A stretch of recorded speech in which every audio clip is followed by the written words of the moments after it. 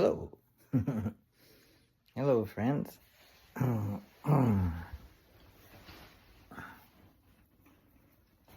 Let's see. I'm going to. Oh, hello, friends, enemies, brothers, sisters, fathers, mothers, etc. All my kind mothers.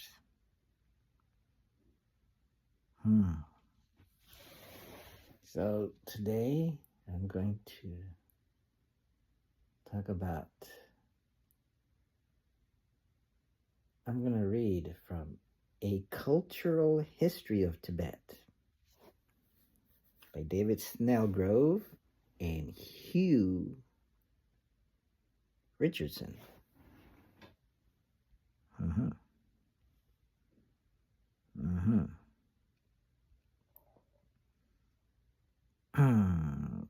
This is from the 2003 edition. The first edition was in 1968. So David Snellgrove is a scholar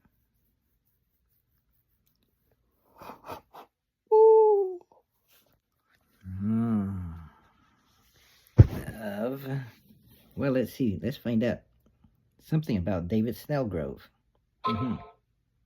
Why not?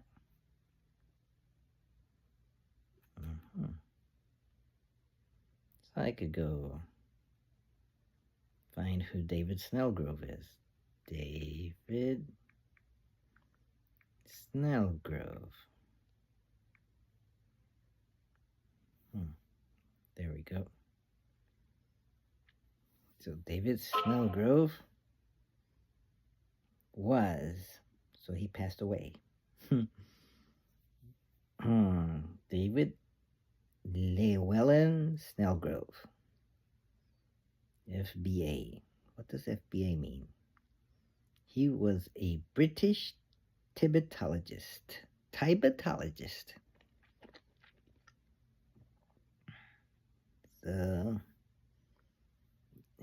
So he was born in 1920 and died the 25th of March, 2016. Born in Portsmouth, New Hampshire, educated at Christ's Hospital near Horsham in West Sussex. Oh, I said Portsmouth, Hampshire. Not, I may have said New Hampshire, but it's Hampshire. He went on to study German. He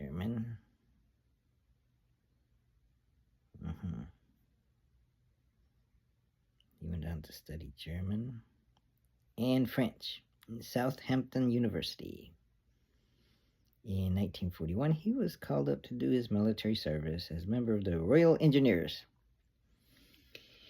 He attended the Officers Cadet Training Unit in the Scottish seaside town of Dunbar and was commissioned as an infantry officer. Thereafter, he attended various intelligence courses and further training at the War Office in London, from where he requested a posting to India. Why did he want to go to India? Anyway, he arrived in Bombay in India in 1943.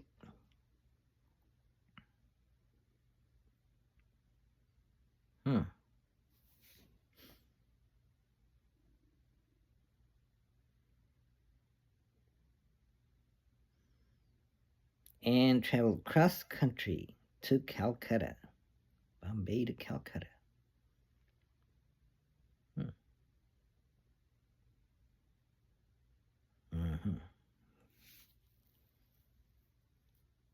I think Bombay is now called Mumbai. Yeah.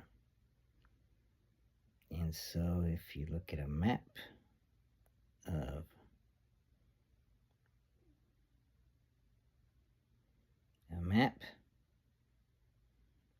Bombay, see coordinates, see what Take me there. Google Maps. Bombay is on the west side of India. What's it near? Pune, Mahabaleshwar, Kolhapur is south.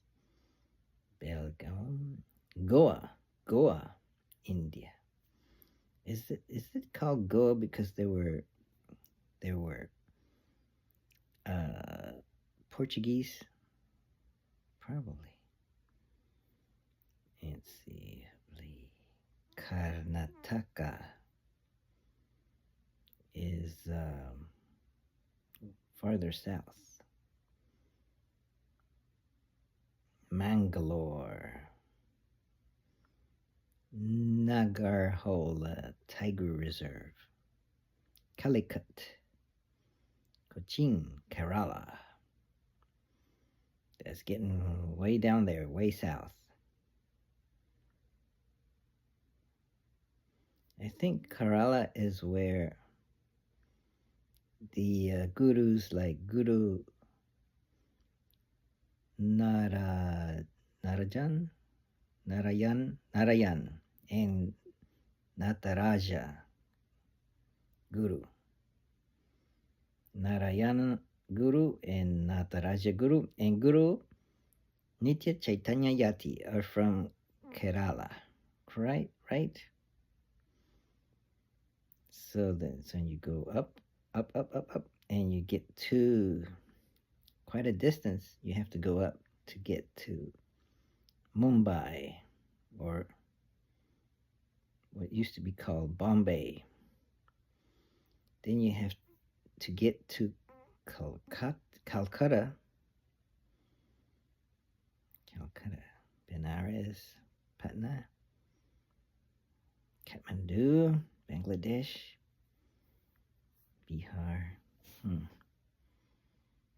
Chhattisgarh, Benares, Lucknow. Trying to find, there's Bangladesh, there's Calcutta.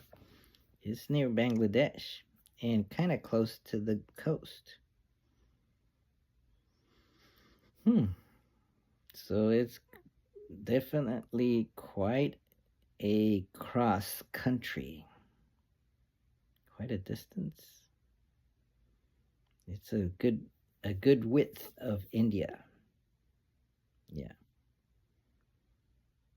As far distance as traveling, say, I don't know. Say from Spain to Italy. No, say from Paris, France to Ukraine. Perhaps. No. Yeah, maybe. Quite a distance, I'd say.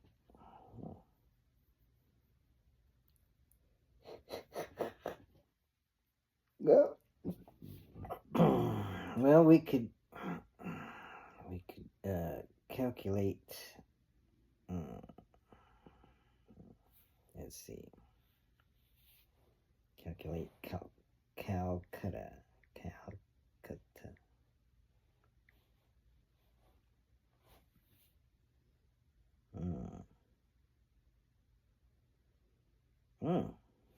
It's 1,990 kilometers, and it would take 1 day and 13 hours, a day and a half. Is it that's in kilometers? Can you give it to me in miles? I'm not good with kilometers.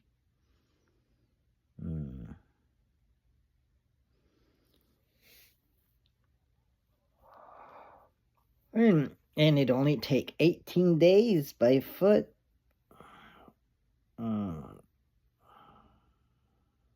1 day by bus. 37 hours by car. So it's quicker by bus? Or is that train? Maybe that's train. Like, So you can get around by train pretty good, I guess. It's quicker by train than by by car. So there's the route from Bombay to Calcutta. Just Anyway, let's go back to hmm. Let's go back to. Let's go back to. Go back. So.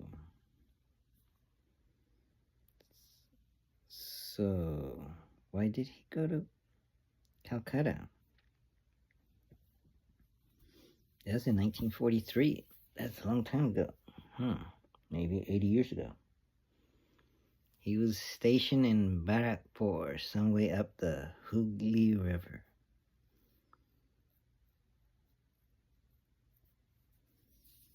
So, when it says stationed, I guess he was part of the military. No, he was a member of the Royal Engineers. So, what are the Royal Engineers? What did they do? Let's find out. Oh, they're like the Corps of Royal Engineers, usually called the Royal Engineers, commonly known as the Sappers, is the engineering arm of the British Army.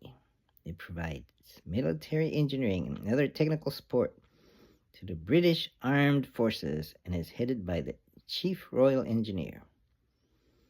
The Corps headquarters and the Royal School of Military Engineering are in Chatham in Kent, England. The Corps is divided into several regiments and barracked at various places in the United Kingdom and around the world. There's the coat of arms or symbol, the cap badge of the Corps of Royal Engineers. Part of the British Army, you could say. Major projects. Was responsible for the foundation and settlement of British Columbia as the colony of British Columbia. British Columbia, that's in Canada. Oh, the Royal Albert Hall was designed by Captain Francis Fowke, Fowke, and Major General Henry Y.D. Scott of the Royal Engineers, built by Lucas Brothers. The designers were heavily influenced by ancient amphitheaters, but had also been exposed to the ideas of Gottfried Semper while he was working at the Victoria and Albert Museum. The Royal Albert Hall, Albert Museum.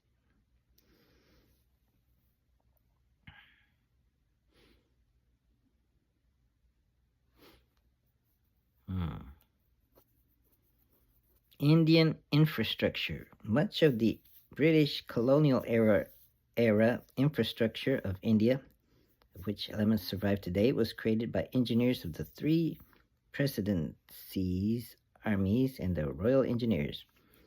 Lieutenant General Sir Arthur Thomas Cotton, Madras Engineers, was responsible for the design and construction of the great irrigation works on the River Kaveri, which watered the rice crops of Tanjore and Trichinopoly districts in the late 1820s.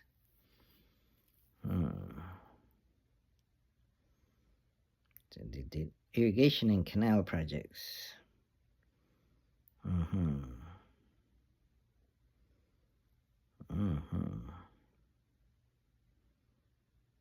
Boundary Commission.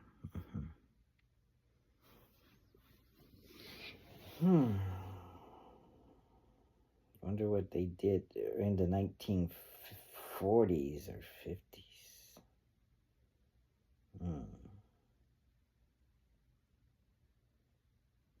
The Royal School of Military Engineering.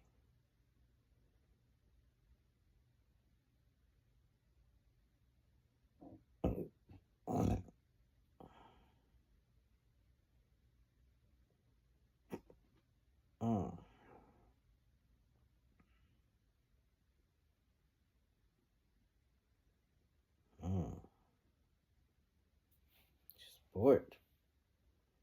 Yacht Club. Amateur Football Club.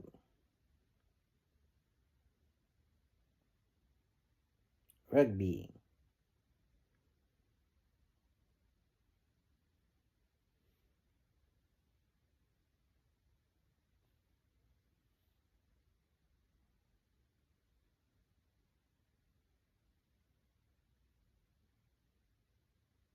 Hmm.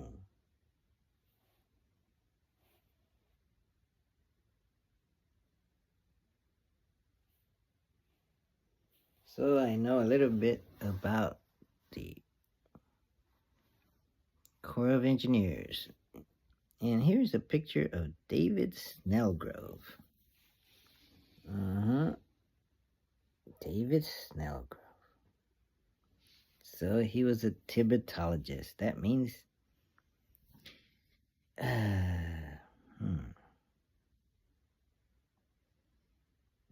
he did pioneering work on Buddhism in Tibet.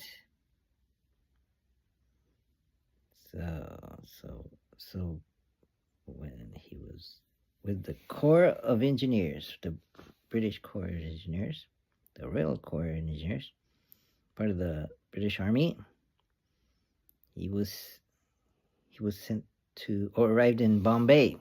He requested to go to India. Arrived in Bombay in 1943. He went across country to Calcutta. He was stationed in Barakpur, some way up the Hooghly River. He contracted malaria and was sent to the military hospital at Lebong, just north of Darjeeling. It was while he was at Lebong that he began his future life's calling by purchasing some books about Tibet by Charles Bell, as well as a Tibetan grammar and reader. So, who is Charles Bell?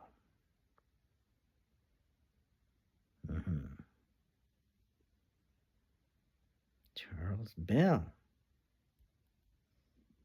I'm hitting a link on Charles Bell and nothing happens. So let's see. Okay, here it is.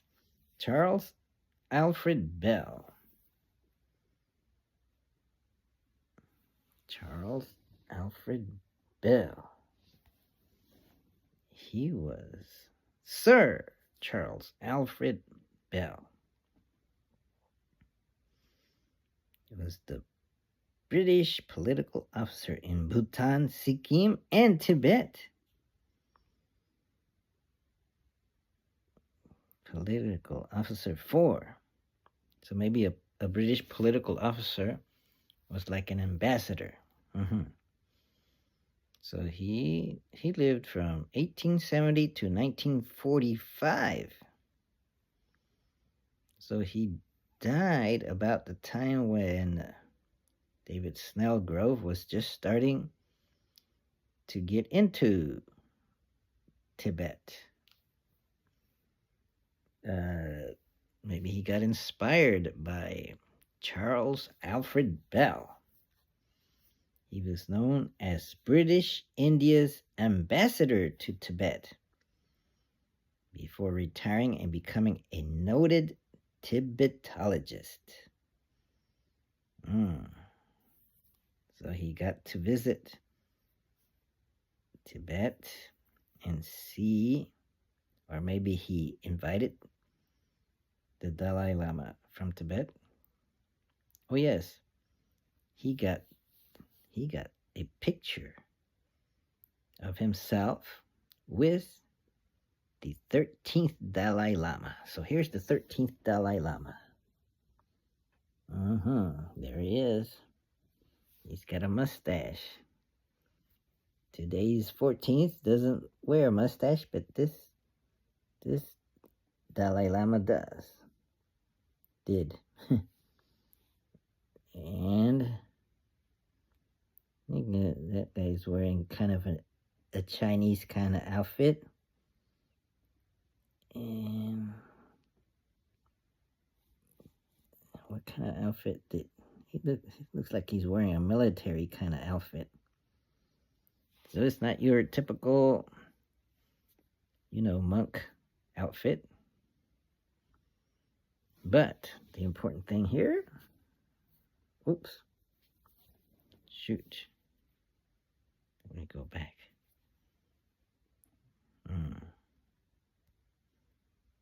Charles Alfred Bell. The important thing here is to look at Charles Alfred Bell. That's him in uniform. So, because he was a professional engineer, right? No, he was an ambassador. Okay. Oh, so the guy standing up is supposedly the Maharaj. A guy named Maharaj Kumar Sidkyong Tulku. He's a Tulku. You know what a Tulku is? He was designated or discovered to be a reincarnation of a previous important spiritual master. So, and he's got the word Maharaj in front of his name. Maha means great, and Raj, king, great king, you could say, or royal person. Kumar Sidkyong Tulku. And that picture was taken in Calcutta around March of 1910. March 1910. So that's probably when they first started taking pictures. That was pretty well back. They didn't even have cars then, did they? Or they were introducing them. He was educated at Winchester College and then at New College, Oxford, after which he joined the Indian Civil Service.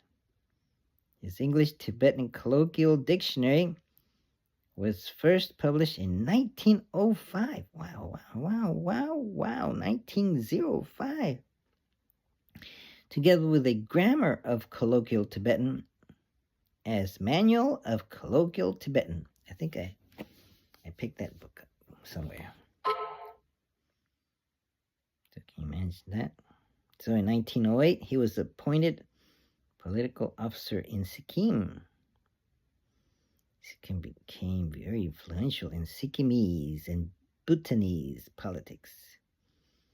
So in 1910, he met the Dalai Lama, the 13th, not the current Dalai Lama, the 13th.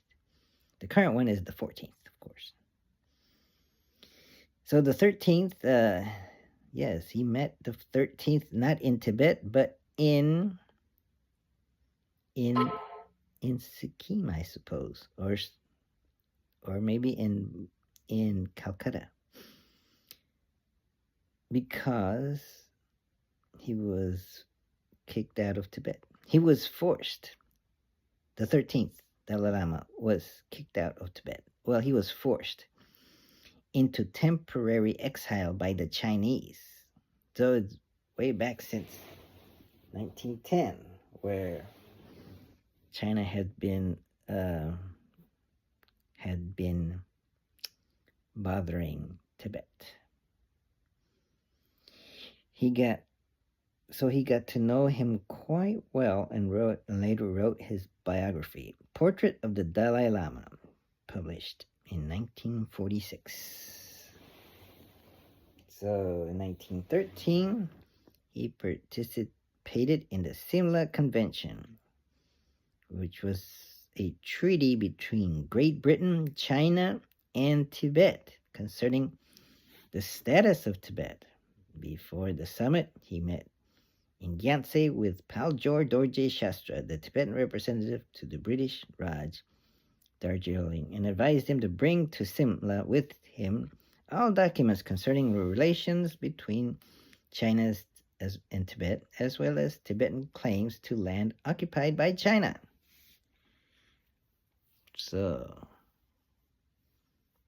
he was very important for Tibetan history because he had to show China, look, you guys, this land that you're occupying is Tibet.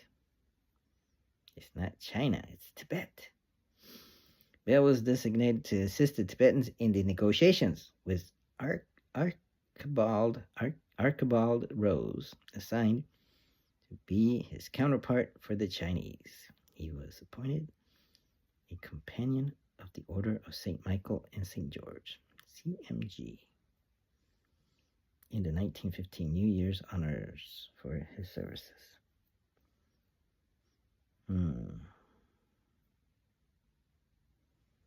Oh, he got sent to Lhasa in 1920 as special ambassador. After traveling through Tibet and visiting Lhasa in 1920, he retired to Oxford, where he wrote a series of books on the history, culture, and religion of Tibet. He was awarded a knighthood for his Lhasa mission in 1922. Pallies. He moved to Canada in his later years. The book Portrait of the Dalai Lama was completed only a few days before his death. Some of the photographs that he took in Tibet can be found in the Pitts Rivers Museum in Oxford. In the 1970s, Caught in Time. Tibet Caught in Time. That might be a good, interesting book to find. So, Exploring Everest, 100 years on. Kicking the Buddha's Head, India, Tibet, and Footballing Colonialism.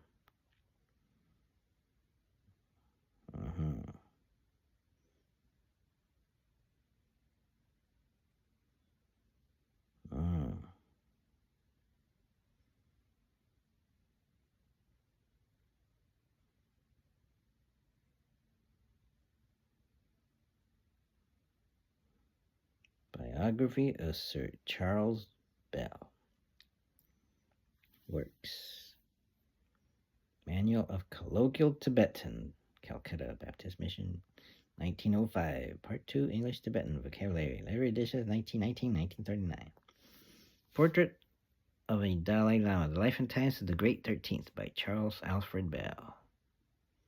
Sir Charles Bell. Publisher, Wisdom Publications, 1987. It was originally written or put out in 1946, but there's a new version of 1987 in Wisdom Publications. Tibet, Past and Present, Oxford. The People of Tibet. Tibet Caught in Time. External links. List of illustrations. Let's see if I can see some illustrations. Ooh. So it's got pictures. Let's see if any interesting pictures. Dashi Lumpo Official.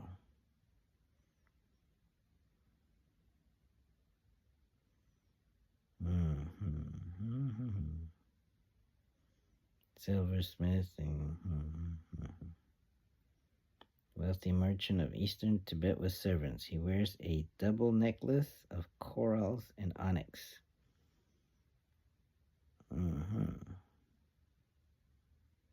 Let's see if I can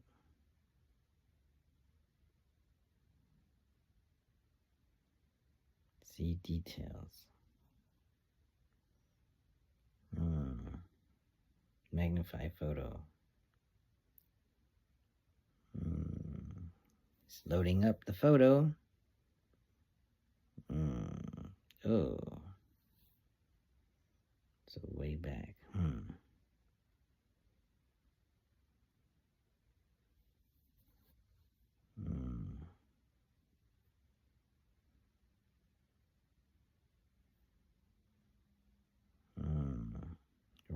image.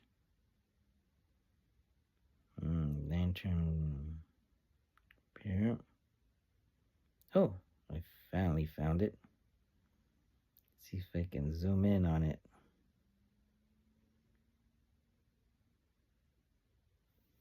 So here's a Tibetan. They say it's a wealthy Tibetan. Wealthy trader. Wealthy trader from eastern Tibet with his servants. So there's the wealthy guy sitting, and he's hired these servants. Okay.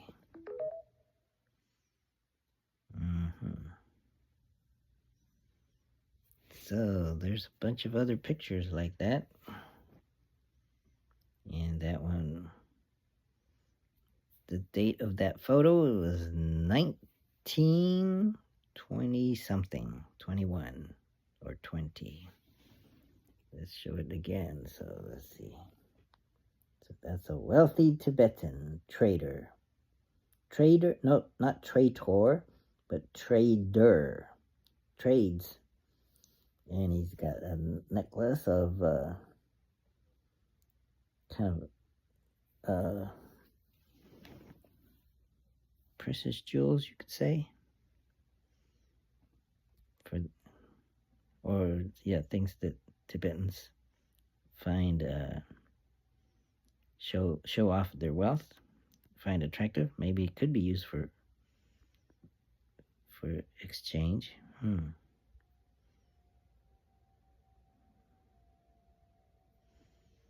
So let's go back.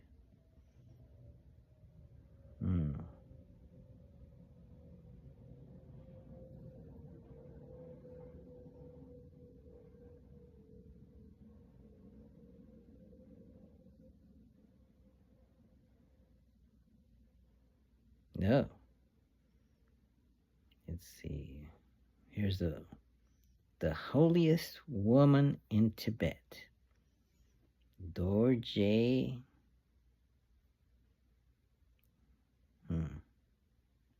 Dorje Pamo is a holy woman. She sits on a throne. Yeah, there's a lot of that still happening. That's in Samding Monastery. When was this photo taken? 1920. Let's see. Let's go back. Yeah, I could go through. There's probably 20 or more pictures. Oh, let's learn a little bit more about David Snellgrove. So we learned that he was inspired by Charles Bell, a Tibetologist, and Bell wrote a Tibetan grammar and reader. So he got books about Tibet by Charles Bell, and also how to learn Tibetan from him. So Snellgrove maybe learned on his own how to read and write and speak Tibetan. Using the books by Charles Bell, probably. Snellgrove returned to Darjeeling and to leave to Kalimpong. Took a young Tibetan to his personal employee in order to have someone with whom to practice speaking Tibetan. Oh, so he picked up a Tibetan servant, you could say, mostly to learn Tibetan, to practice speaking Tibetan. He also traveled in the small Himalayan state of Sikkim. And on one such visit, he met Sir Basil Gould, who was then the British representative for Tibet. Inspired to work in Tibet in 1946, after he left the army, he set for the entrance exams for the Indian Civil Service. This was the first time the exams had been held since the start of the war, and the last time they would be ever held. Although he passed the exams, he was not able to take up an appointment in India. Having already begun to study Tibetan, he resolved to find a university where he could further his studies. There weren't any. So, as no university offered courses in Tibetan, he was convinced by Sir Harold Bailey that a sound knowledge of Sanskrit and Pali would be beneficial. So he gained entry to Queen's College, Cambridge in October 1946.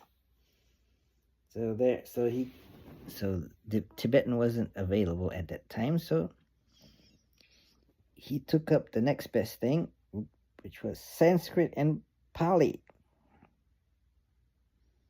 at Queen's College, Cambridge in 1946. And while he was there, he converted to Roman Catholicism. Because he was influenced by his friend Beatty Griffiths to become. His friend Beatty Griffiths influenced him to become Catholic for some reason or other. So by 1950, he had completed his studies at Cambridge. And then that opened up the opportunity for him to teach a course in elementary Tibetan. Maybe by knowing Sanskrit, he could compare Tibetan to Sanskrit. And he could explain why Tibetan, the alphabet was kind of follows the designed, or it follows a structure, and maybe the grammar. It was the Tibetans tried to legitimize Tibet as a language,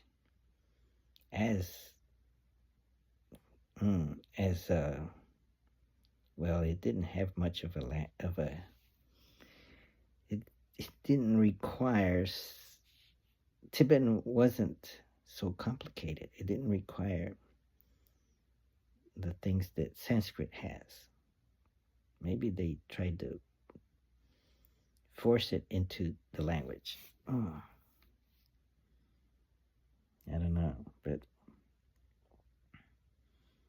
I think learning Sanskrit may have improved his Tibetan. Not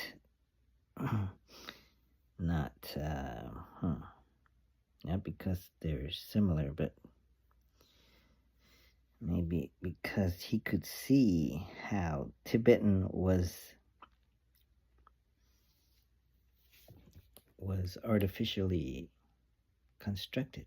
No, Tibetan didn't have a writing system, and then when it got a writing system, the writing system that they came up for Tibetan was kind of, I wouldn't say based on it.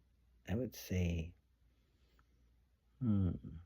the philosophy or the science of coming up with a writing system was inspired by Sanskrit writing system. They had some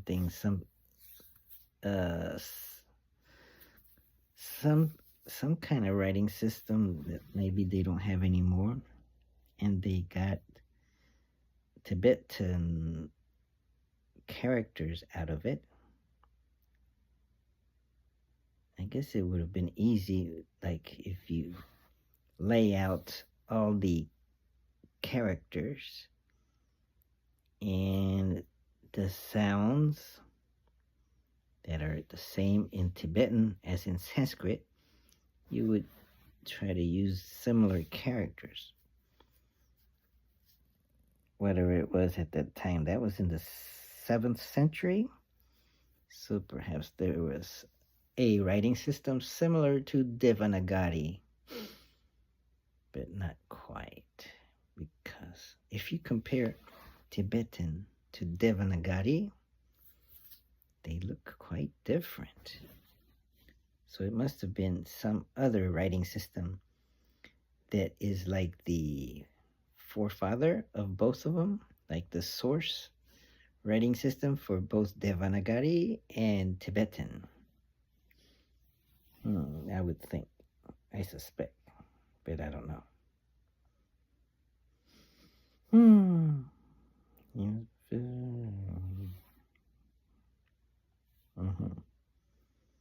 So let's look at the books that David Snellgrove wrote. He wrote Buddhist Morality, or Springs of Morality.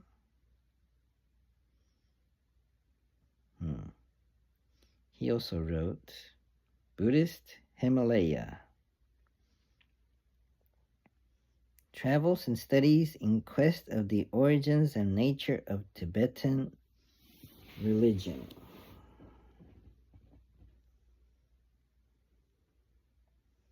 He also wrote Note on the Adhyasaya Samchodana Sutra for the Bulletin of the School of Oriental and African Studies. That was in 1958. Then in 59 he wrote The Notion of Divine Kinship in Tantric Buddhism, the Sacral Kinship.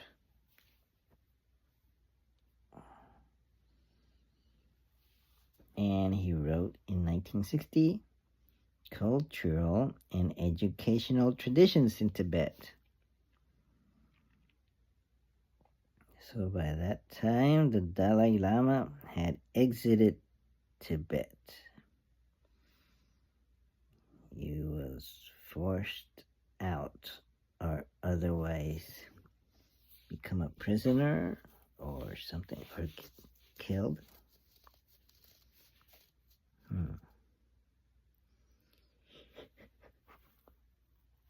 Wow.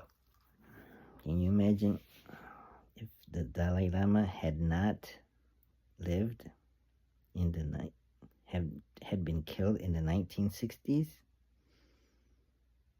How poor in knowledge of Tibet we would be now.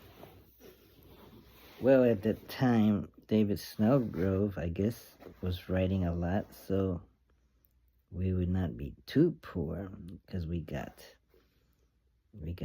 quite a few books by David Snellgrove. In 1961, he wrote Shrines and Temples of Nepal. In 61, he also wrote Himalayan Pilgrimage, a Study of Tibetan Religion by a Traveler Through Western Nepal. So you could go to Western Nepal and learn a lot about the Tibetan religion. And he wrote in 1966 for a Sociology of Tibetan-speaking regions. And he wrote Four Lamas of Dolpo in 67 for Oxford. And he wrote in 1967 Nine Ways of Bun, excerpts from the Sigbjid.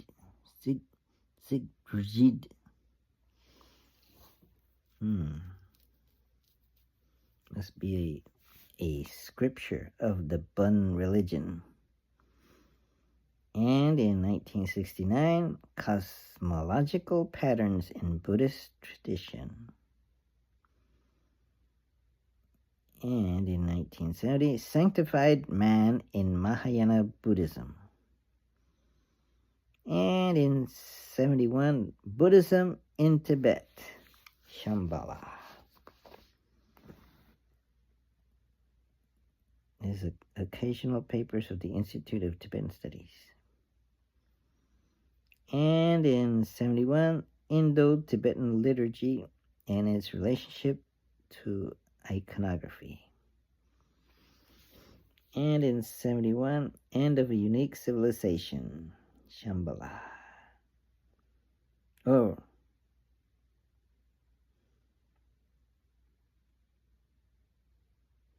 Maybe Shambhala is the publisher. But it says occasional papers of the Institute of Tibetan Studies. And in 72, he wrote Traditional and Doctrinal Interpretation of Buddhahood. Oh. Bulletin of the Secretariat for Non-Christian Religions. Then 2 recent studies in Buddhism. And Buddhist monasticism in 73.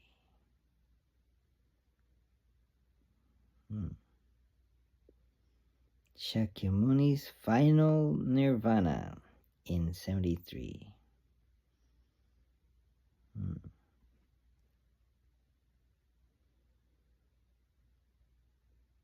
That was in the Bulletin of the School of Oriental and African Studies, University of London. 36:399 through 411. Maybe that's the pages? I don't know. Snellgrove, David. In 1974, In Search of the Historical Shakyamuni. And then David Snellgrove with Tadeusz Skorupski in 77 wrote The Cultural Heritage of Ladakh. In 79, A Description of Mutinat, the place of promenade.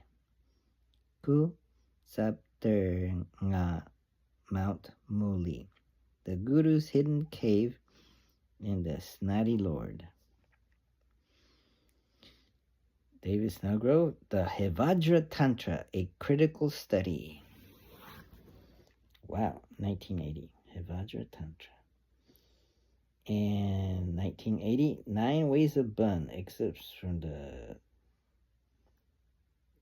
same book as before, but edited and translated. Prajna Press. Same book as that I had mentioned earlier. It's probably an important text of the Bun religion. It's spelled Gzibrgid, and who knows how you pronounce it? Maybe Zijid.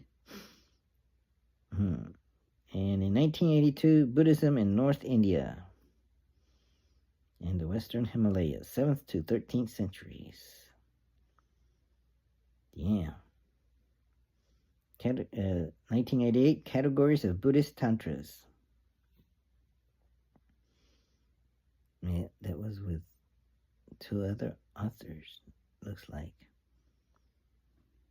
Italian authors. G, as in G, the letter G, dot Ganoli, and L dot Lanciotti.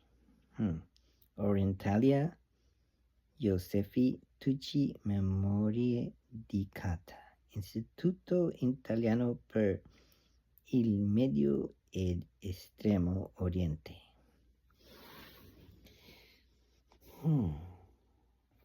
And then David Snellgrove wrote Indo-Tibetan Buddhism, Indian Buddhists and their Tibetan Successors. I think I've got that book, 1987, 2 volumes. Oh, maybe I have volume 1.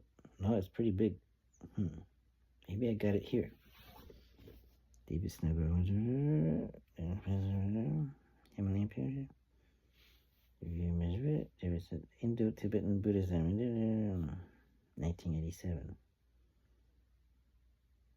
The relationship of Buddhism to the Royal Brahmanical cult in the Khmer Empire. What? The relationship of Buddhism to the Royal Brahmanical cult in the Khmer Empire. Wow, 2001. 2000, Asian Commitment, Travels and Studies in the Indian Subcontinent and Southeast Asia. Khmer Civilization and Angkor.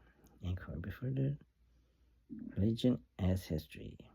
Religion as Myth. How Samton came to Europe. With Hugh Richardson, in 1968, he wrote A Cultural History of Tibet. The Book of Chaos by Reviews. Terms of the Tibet Key.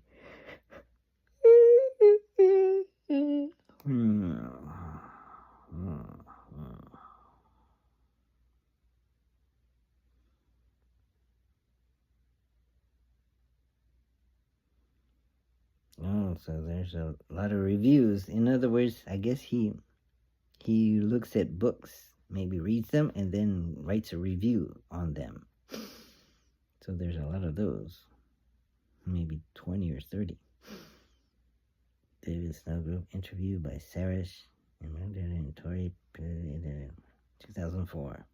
Let's see if I can find it.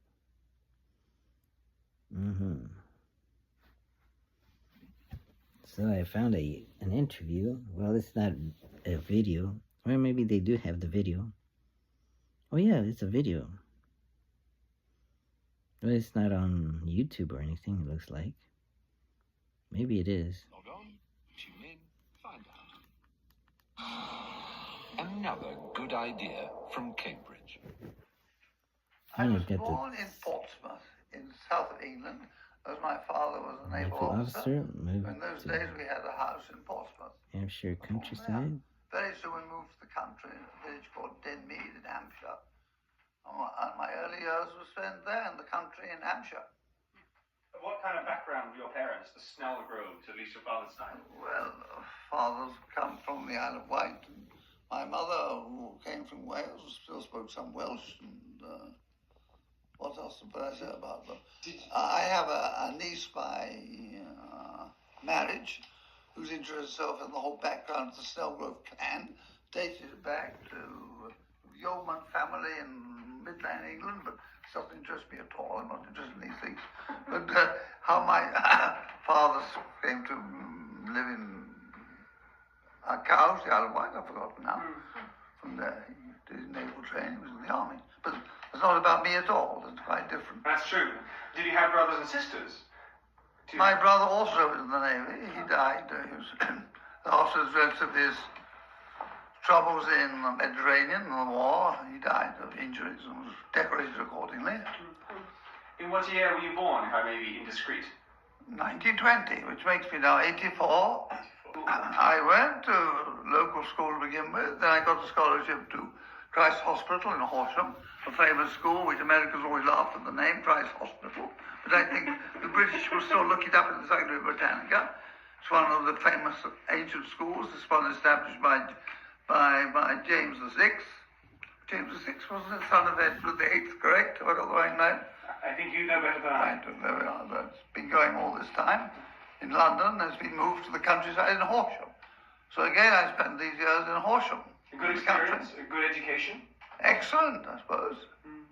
And then a scholarship to Cambridge, I think? Or... No. Then I moved from there temporarily to an uncertain period then, because the war was threatened in 38, terrible. I had plans to go to Munich, and they collapsed, of course. And I went temporarily. I went to the Southampton University near my home. I was studying then French and German, preparing but we would have got me a London degree then. Then the war came along and I entered the army. But all this is written up in my book. Can't they read my book instead of asking me? People don't read these days anymore. They have to read. They have to read. Why should I tell the stories again? No, enough. Then I passed into the army, fine enough. Yes, yes. And then I had certificate B from the school octo. I was an officer candidate, so they happily made me eventually, after due service in the ranks, first lieutenant. I rose to the great rank of captain at the early age of 23 or so. That's all. Where were you posted? What kinds of places? I went to India. Straight away? No, I was sometime in the War Office, getting in squadrons. I went to courses in Cambridge on intelligence work and so on. And then, I think it was quite common for definitely up-and-coming officers to be sent off to India in those days, no? well, not necessarily. Actually, when I was in the War Office, I made a request to go to India, but I might have been sent anyway. And I wanted to go. Most people with me didn't want to go at all. How did you get to India? By boat? Went by sea. What was the route? Well, we went down to Cape Town, first of all, escorted by destroyers, weren't attacked on the way. In those days, there was Cunard boats still going. Yes. So officers had the cabins, it was already comfortable. Sounds lovely. Nothing else. Terrible for the so-called other ranks who slept in hammocks on underdeck. And the men I was charged with complained bitterly, and I had to also had to check their letters. They didn't say anything at all anti-war. And of course they were complaining all the time with just reason. So As you know, England lives in two classes, you know that, the upper class and the lower class. It doesn't work anymore. I hope people know that now. I think They're giving up hunting now, I believe. Well, just last week, quite right, yes. Although the hunters stormed the Parliament, as you Yes, know. we said that. He told me that story. He said, How long was the journey from... oh, it was about, I forget, I look it all up. It took about 3 weeks maybe by sea to get to Cape Town, so zigzag. Then we spent 6 weeks there, climbing, what's it called, Cape Mountain, what's it called there, good. 6 weeks there, and then taught another boat from Durban to Bombay. And landing in Bombay? In Bombay. In what year? Do you remember still? 43, I know very well. I was in charge of an armoured group who had no officer. They were excellent fellows. What were they called? Recce, armoured recce. I promptly... Reconnaissance. Reconnaissance company, driving Land Rover, driving small, what do you call them? Forget them now. Bren carriers. I see. I did my training, I'd learned them. Where were you posted? Where were you sent in those years? Then I went across to Barrackpore in Calcutta, where they worked on wireless, anti-wireless intelligence, which proved very successful. On the Western Wall, at least, probably not so successful in the East. There I first heard of the names Phnom Penh, of course, which then were under the occupation of the Chinese, of the Japanese. So after a little while there in Calcutta, then there was a move northwards, or what was the... I had ample leave. I used to go to Sikkim in those days, because the war was in a, how can I say, difficult situation there. You know what was happening? England was arming itself with American troops, and there the war went on in Burma. Were you involved in the Burmese campaign? I wasn't allowed to go leave anywhere I could be caught, because my head was filled with intelligence information. Look, it was all top secret in those days. It's all come out now. Yes, so was Sikkim then, as it is now, I suppose, a resort, a place to go and rest and good altitude? Nobody went there. I mean, it was in wartime. A few soldiers and people went there for holidays. I made it on a month's tour, two occasions. Through Darjeeling and Kalimpong and then up to Kangkong? Right up to the north of Sikkim. So it's all in my book. They have a map of the route. Yeah. So, you're going off track now. It's too detailed these days. Talk to a lot of sense. You want to hear my life? Let's get back on track then. So were you getting interested, I suppose, in those areas at that time? Was there a certain... Well, I got interested in Tibetan religion because, as you know, Sikkim is there's Tibetan civilization, culture. Yes. Did you meet the Trudeau? Huh? Did you meet the king of Sikkim? Yes. Wait a minute. Yeah, very much. Yes. He wasn't called king, he was the Maharaja, was in those days. Yeah. Oh, he was very kind to me. And his sister, Rani Chunidorji, whose son was murdered, was Prime Minister in Bhutan. That's Well, right. that whole family, and they were very good to me. But they're all who put an end to them all, you know. So what was Sikkim like in those days? I mean, I'm kind of intrigued. It's just a simple Himalayan country, but more advanced than Dolpor, thanks to neighbourhood, British being nearby. But so after your tour in Sikkim, then the end I of the continued war... on my military service until right at the end. At the end, I was going attached to an American unit. We were going to the Cocos Islands, I remember. But then the bombs were dropped and it all ended. Oh, I saw a lot of Americans. Oh, he knows a lot. He thinks I only met Americans recently. I see too many Americans. So then, the end of the war, and you were shipped back to England slowly, I suppose? Or did you make your own way home? Well, in the meantime, I've been in touch with Sir Basil Gould, who was in charge of the mission in Gangtok. Sure. And I applied to join the Indian Civil Service so as to get into the political service, also in Tibet. Yes. So I got strong backing from them. And when I went back to England, I took examinations at the India office. And they accepted me into the Indian Civil Service. But it's only lasted for 3 months because obviously it was a foolish move because Nehru had been promised independence. He said, what's all this still training British people to come back here? It all ended.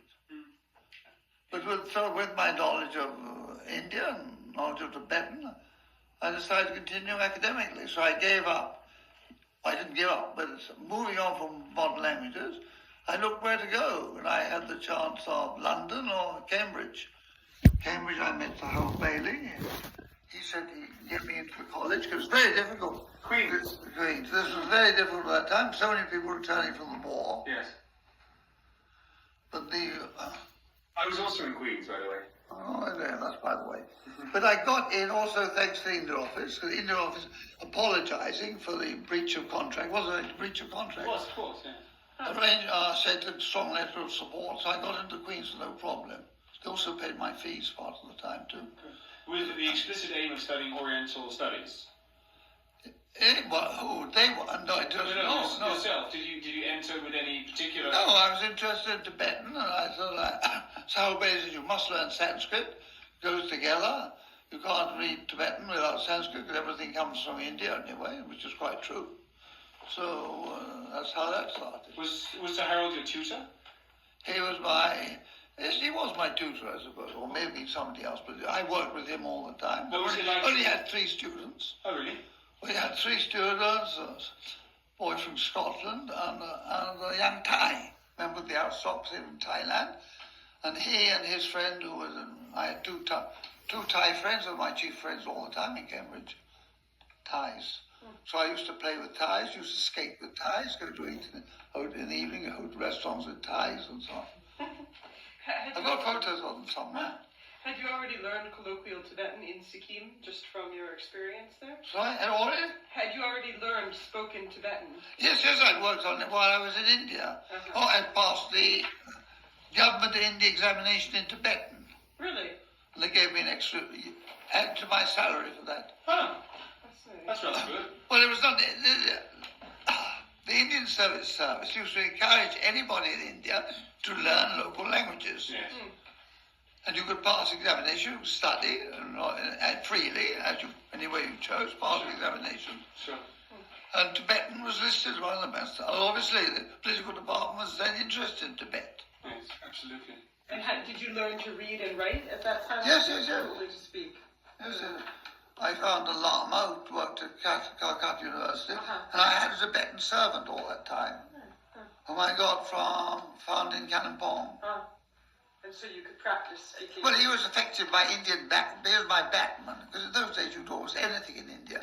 Batman went to be a member of the armed forces normally, but I had this independent Tibetan who travelled around with me. So I always talked with him, always in Tibetan. I mean, we were in India together, in Ceylon together, as you call it, Sri Lanka together. Ceylon, yes. He went with me on my Sikkim tours everywhere. What was his name? His name was, I do not even forgetting, it's all in the book again. You have to turn back, years back. We'll find it. He's died now, anyway, he died too. So, through... This is too long, though. But one thing I'm interested in, tell me about Harold Bailey. I mean, so Harold is the name that I've grown up with in my studies, but what was he like to work with? Was he welcoming? Was he quite He fierce? was friendly, interested only in his Oriental languages, and in the cats, the college cats. He used to give them food. I don't think he had capable of any personal relationships at all. Immersed entirely in his books, studies.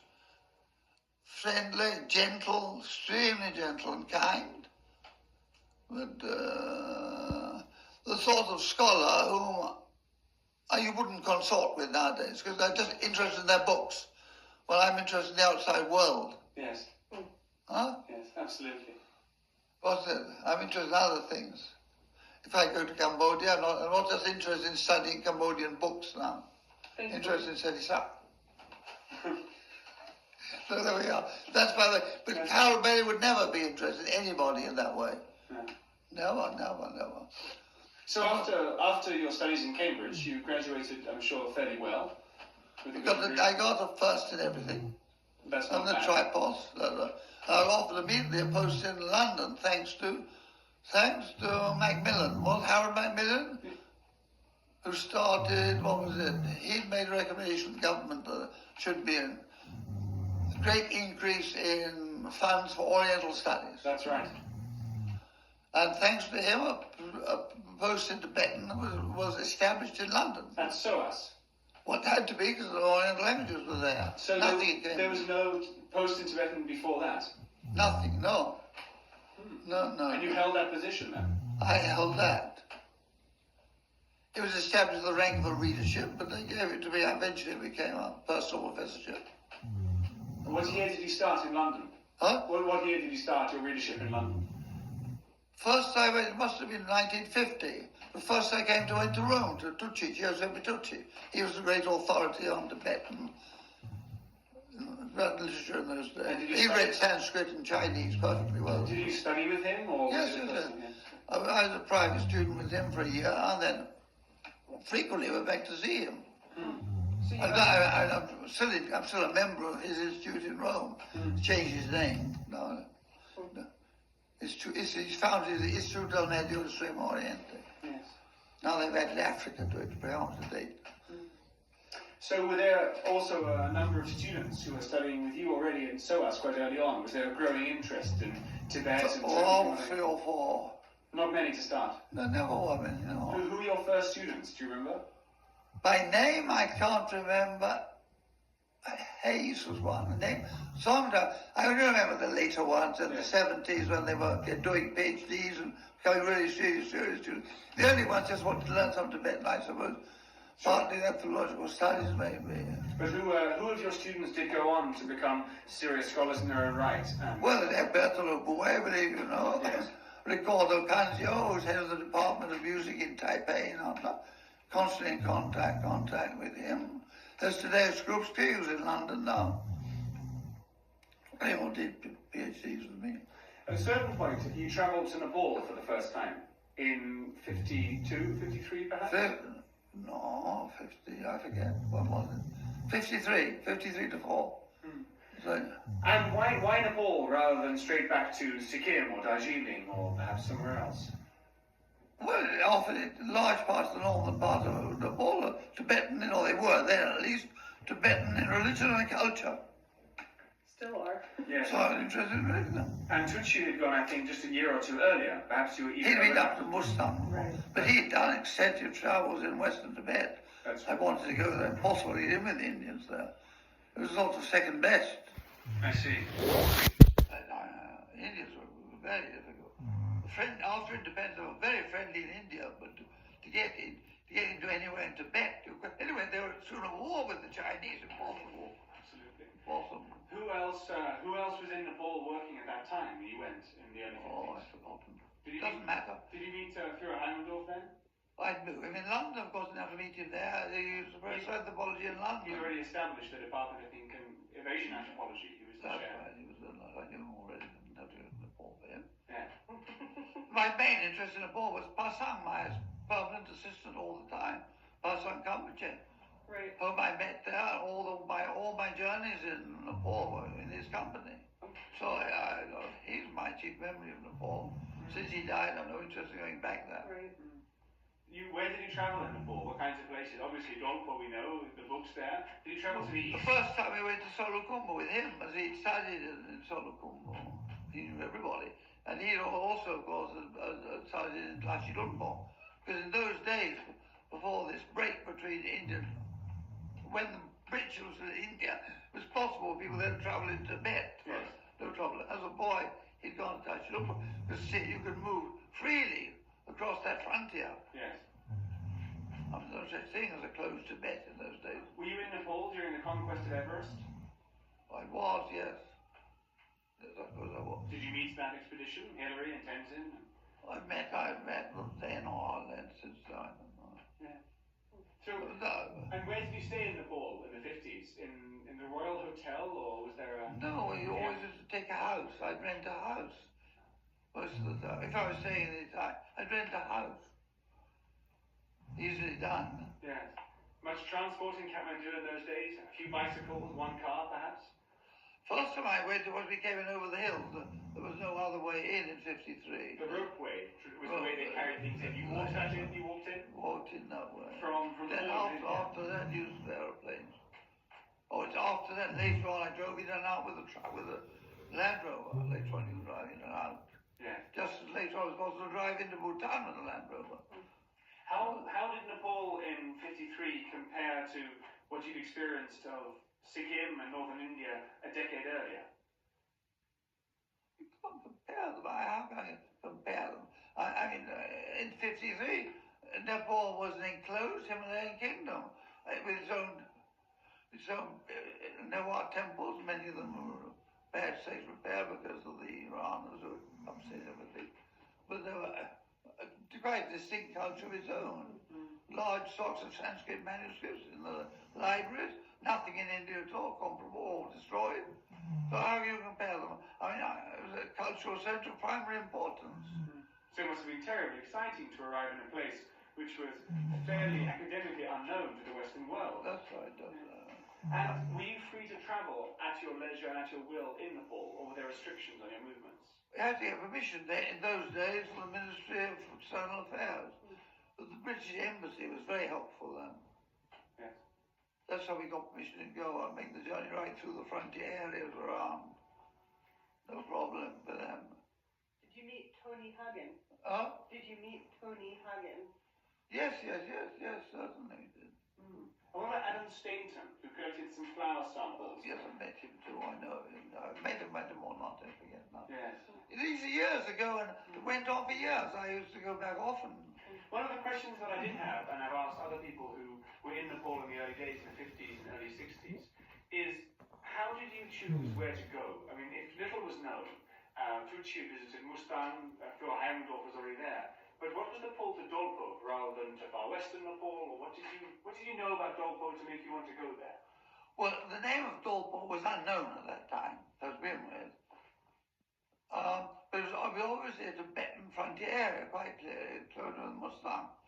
And so I had the idea of going there and exploring it. And Eikai Kawaguchi had been through it once earlier on. I read his book, so I knew it existed.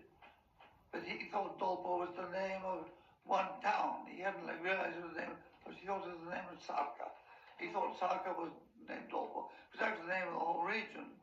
Then it became clear as we got up there.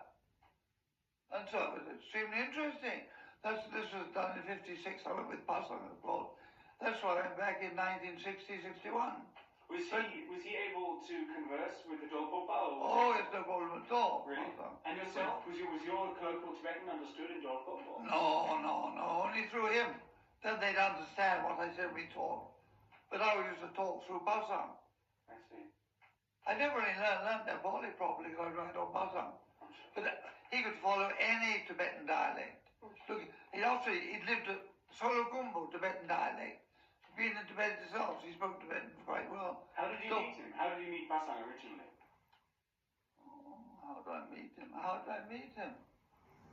did I meet Pasang? They asked me different questions. How did I meet Pasang? How did I meet Pasang? Oh, very well indeed. We met in Kalimpong. He was then disciple of a Cambodian Lama, Mongolian Lama, name I forget. And I'd had trouble with my Tibetan servant in Kalimpong. Wasn't even Tibetan. He was a Christian servant I brought up from India with me. And I wanted to find, as I had during the war, to find a Tibetan servant who speak Tibetan all the time, or Tibetan assistant. And I was mentioning this to, he put this in my book anyway, of the meeting, Mongolian Lama. I forget his name though. And when I saw me once, he said, look, I can find someone for you. He's coming to have lunch with me today. Stay for lunch with him, Momo, and you'll meet him. And so Pastor Julie appeared. He said, look, he's a Sherpa, but he's been to Tibet, speaks very well.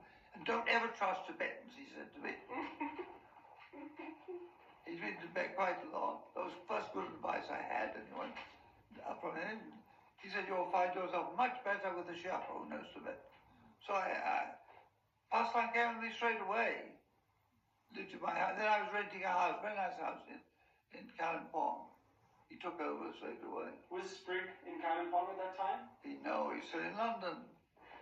So, but I'm also intrigued by Dolpo. How did you get to Dolpo in those days? Was there a plane from Kathmandu? Or No, he walked all the way. Did you walk through Pokhara or no need? We went up the Kaligandaki Valley. But how did you get from Kathmandu? Would you go down to the plains again and walk along and then up? No, you walk along to the mountain. I can show you the route's in my book anyway. It's in Himalayan code, exactly the same. You don't go down the plain, you walk along the mountain and then go up the valley, up the appropriate valley. You don't go down, Were they go good up. maps? Huh? Were they good maps already of Nepal in those days? Not very good, no. It had none of the proper place names on. That's why I rewrote them all in my Himalayan code range. Yes. Because anyway, they're all misspelled, but now because the Nepalese them all. That's true. Absolutely. But I was interested in the original Tibetan names. The toponyms which you collected on your travels? Yes, I don't know. You must have gotten ill a few times, I'm sure, in the mountains and remote locations. Must have gone? Gotten quite ill sometimes. Yes, sometimes. But did you carry medical kit? You have to go medical thing. Also, we look where we met. We used to do our best to give them injections and do whatever we had. What was the longest tour that you ever made continuously without returning back for supplies anywhere? 8 months. That was in 56 with Pasang. We did the whole tour right along, up one valley and down along all the Tibetan-speaking areas and down again. Don't ask me to ask all the names, they're all in the book. I mean, to remember all the names of places, ridiculous stuff. Well, I was fortunate in spending long periods on what was then called research leave. Not so easy, not easy at all. But in my early years in London, there was a regular allowance for research leave. This went on till well into the 60s. Thereafter, I got support from various institutions.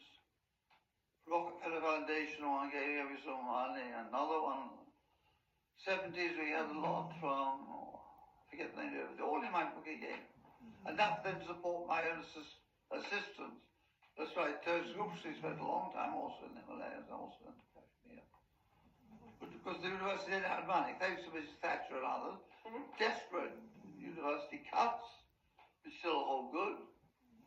But during my period, life was much easier for me.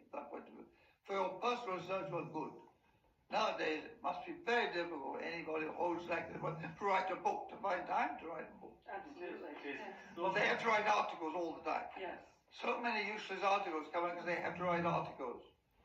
Quite true. So writing books and others, it takes a long time. Were you asked to teach certain specific classes, or were you given a carte blanche really to teach? I have carte blanche in those days. Quite different now. Again, yes. Very true. What were classes that you did teach over the years continually? Introduction Well, to Tibetan Buddhism? no, I used to read Tibetan Sanskrit texts with people. With discussions all the time. Just the same way I've done Sanskrit at Cambridge. I mean, we read books and discussed content, made our way through the text. Not giving it, I never gave any general courses such as have to be given, except as public lectures. Yes. While I was there, I had an arrangement with the British Museum, and we used to put on a series of general lectures on Tibet. Now, then they're open to the public and students, of course. But my teaching was based on language always. Not allowed nowadays. Disapproved of nowadays. Very true. Very true. Were you also actively acquiring for the British Museum, as many early No, travellers to Asia not were? at all, no.